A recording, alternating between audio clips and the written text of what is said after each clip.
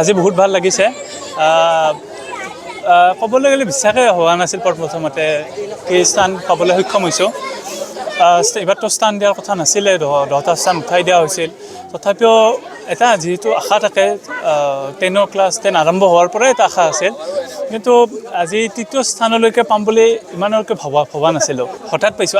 আজি ৰাতিপুৱা আচলতে আমাৰ ঘৰৰ পৰা কোনোবা ফোন কৰি কৈছিল যে নিউজত দি আছে আজি 10:30 ৰিজাল্ট দিব। তেতিয়া বিৰাট ভয় লাগিল। প্ৰথমতে গম পোৱাই নাই, ৰেডিয়ে হোৱা নাই। খালি এনেও ক'ৰবাত ইনফৰমেশ্যনটো ল'বলৈ চেষ্টা কৰিছিলোঁ, কিন্তু আজি কিবা চৰকাৰীভাৱে বন্ধ বুলি শুনিছিলোঁ। এইবাৰ ভাবিলোঁ কি আজি ৰিজাল্ট নিদিব পাৰে, সোমবাৰে মানে দিব পাৰে। এবাৰ গমেই পোৱা নাছিলোঁ আজি দিব বুলি।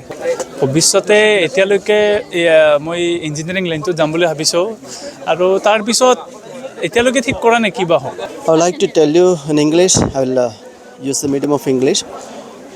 We are happy that Stella Maris School, Kahara, Sirupeta has secured 3rd position in the state.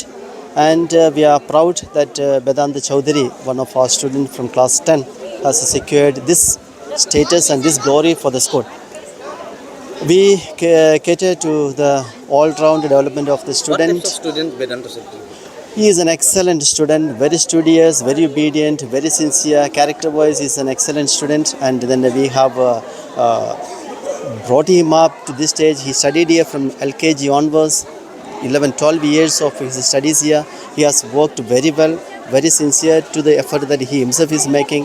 He is very good with everyone, with the teachers, with the students, and I know that he is an excellent son in his own family.